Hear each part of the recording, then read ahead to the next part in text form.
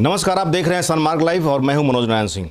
अभी हम लोग बात करेंगे ललन पासवान जी से, जो पूर्व में आरएलएसपी के विधानसभा में आरएलएसपी के नेता थे और इन्होंने आरएलएसपी से रिजाइन दे दिया और जदयू में इन्होंने अपनी सदस्यता ग्रहण करने की इन्होंने इतला दी थी। विधानसभा अध्यक्ष ने इनकी इतला मंजूर कर ली है और आइए इनसे बात करते हैं कि ये पूरा प्रकरण क्या है और इनकी आगे की रणनीति क्या है। ललन जी, ऑफिशियली आप विधानसभा में मेंबर हो गए?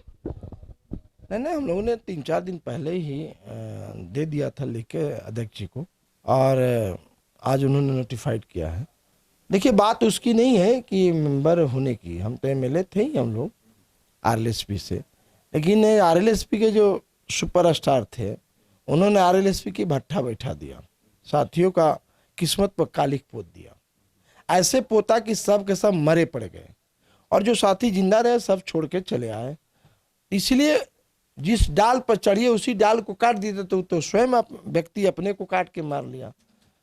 और बिहार की जनता संयोग से जितने इस राज्य के सुपरस्टार, जातियों के सुपरस्टार लीडर थे, स्वयंभू लीडर थे कि हम नेता हैं, बिहार के मुख्यमंत्री बनेंगे, बिहार की इस बार जनता ने नरेंद्र मोदी या नीतीश कुमार की अगुवाई में पूरे देश में तो दवा किया, बिहार में तो ऐसा दवा किया है कि जातीय जो लोहिया का जाति प्रथा का जो था, लोहिया ने कहा कि जात से जमात चलो, उस पूरी तरह जात की दीवार को तोड़ते हुए जमात की दीवार बना दी। इसलिए बड़ी बात हो गई है और आज लोहिया का पूरी का आदर्श जो है नरेंद्र मोदी और नीतीश कुमार, उस आदर्श का प्रस्तुति नीतीश कुमार और नरेंद्र मोदी जी ने देश में किया है। आरएलएसपी के तो आप कोई विधायक या एमएलसी कोई रहा नहीं, आप लोग सभी आदमी जदयू में शामिल हो गए। भाई, हम लोग 2 एमएलए थे, 1 एमएलसी थे, उसी के अनुसार हमें मान्यता आरएलएसपी के अलग गुट की मिली थी और उनको इतने मौका था कि 2 एमपी अगर जीतेंगे तो उनकी पंखा रहेगा, अगर नहीं जीते तो उनका काम खत्म। तो अब उनका फ्यूचर क्या होगा? तब भविष्य का निर्माण करता है तो वही ना बताएंगे। उनका ज्योतिषी वो है तो बताएंगे कि बिहार के ज्योतिषी हैं, तो वही बताएंगे कि उनका क्या भविष्य होगा। एज ए पॉलिटिशियन और आप आरएलएसपी के कार्यकर्ता पहले रहे हैं, अब आरएलएसपी का भविष्य क्या देख रहे हैं आप? अब पार्टी कहाँ रहेगी कि उनके अस्तित्व की पार्टी की चर्चा होगी? व्यक्ति बचा है तो व्यक्ति का हिसाब बिहार के लोगों ने बैठा दिया और ऐसा ही नहीं बैठाया, ऐसा ही था बैठा कि दूर दूर तक कहीं हमको नहीं लगता है कि कहीं रास्ता दिख रहा। बिहार में विकल्प नीतीश कुमार का कोई नहीं है, अभी भारत में विकल्प नरेंद्र मोदी का कोई नहीं है। विकल्प अगर होता तो देख रहे जिन लोगों ने चुन चुन को गालियां दिया नरेंद्र मोदी को, नीतीश कुमार का, हम नहीं, बिहार के नौजवानों ने, बिहार के किसानों ने, बिहार के मजदूरों ने, महिलाओं ने देश का हिसाब इन लोगों को, जैसे मैंने कही है, नैतिकता की पाठ पढ़ाने वालों को पूरी तरह नैतिकता की पाठ पढ़ा दिया कि जितने मिलावट वाले लोग थे, जितने भ्रष्टाचारी थे, सबका हिसाब देश की जनता ने बैठा दिया। तो विकास देश में चाहिए, चरित्रवान लीडर चाहिए, देश की रक्षा करने वाला और राज्य की रक्षा करने वाला। तो नीतीश कुमार और नरेंद्र मोदी से बेहतर क्या हो सकता? तो हम लोगों ने भी रास्ता तय किया कि भाई इस धार में ही खड़ा रहना है, क्योंकि हमारा भी लक्ष्य वही है कि हम क्षेत्र का विकास करें, बिहार का विकास करें, बिहार का नाम रोशन हो, देश का नाम रोशन हो। तो हमारा भी तो लक्ष्य वही है। राजनीति कोई हम एमएलए बनने के लिए खाली थोड़े। आरएलएसपी का बहुत बुरा हश्र हुआ है इस चुनाव में, इसका क्या आप कारण मानते हैं? भाई, आरएलएसपी का ही बुरा हर्ष हुआ है क्या? और लोगों के हर्ष पर क्यों नहीं गहरा चिंता व्यक्त करते हैं? इस राज्य में कौन दल है, देश में कौन दल है जिसका हर्ष बुरा नहीं हुआ है?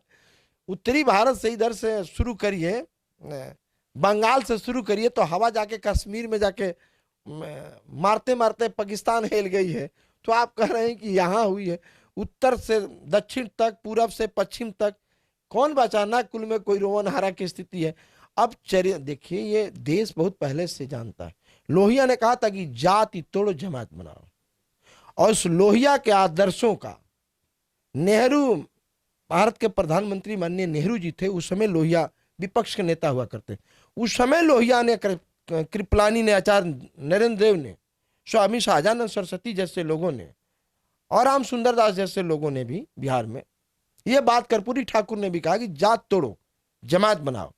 तो पहली बार भारत का प्रधानमंत्री नरेंद्र मोदी ने लोहिया के आदर्शों को पूरे देश में लागू किया और देश की जनता ने उसके आदर्शों को मैं स्वीकार किया और बिहार में नीतीश कुमार ने स्वीकार करा। नागमणि जी आरोप लगाए थे कि टिकट जो है बेचा गया है आरएलएसपी में। भाई तो टिकट बेचों की जमात में ही न तो ये बात हुई। हमारे साथियों के यहाँ मनोज दास मनु बैठे हुए हैं, शंभू कुशवाहा बैठे, विनोद कुशवाहा बैठे हुए हैं, राम कुमार निर्दलीय 29,000 वोट लाए थे। माने कितने लोगों की नाम बताया जाए। हमने उस समय भी कहा था कि ये 23 लड़े थे, उनसे पूछिए कई गो उनके साथ है। तो इसलिए बात उसकी नहीं है। माल जब बाजार में बिकेगा तो राजनीति बिकाऊ चीज नहीं है, और चरित्र कहीं बिकता नहीं है, ज्ञान भी नहीं बिकता है। अगर ऐसा बिकता तो दुनिया का हर लोग खरीद लेता। मृत्यु भी नहीं बिकता है, तो ऐसा नहीं है। बहुत चीजें बिकती नहीं है बाजार में, चरित्र बिकता नहीं है। ये जो आरोप उन पर लगा था कि पैसा जो उनका टिकट था वो टिकट जो है बेचे हैं, इस आरोप से कितना सहमत? अरे हम लोग तो पूरी तरह सहमत है। नहीं सहमत होते तो अलग कैसे होते हैं। हमारे साथियों की गर्दन कटी। अगर चरित्र की बात होती तो जो संघर्ष करने वाला साथी है, जो निर्दलीय 29,000 30,000 वोट लेता है, उसको टिकट नहीं मिलता है और माल वालों को टिकट मिला, तो ऐसी बात नहीं होती तो साथी छोड़ के क्यों भागते।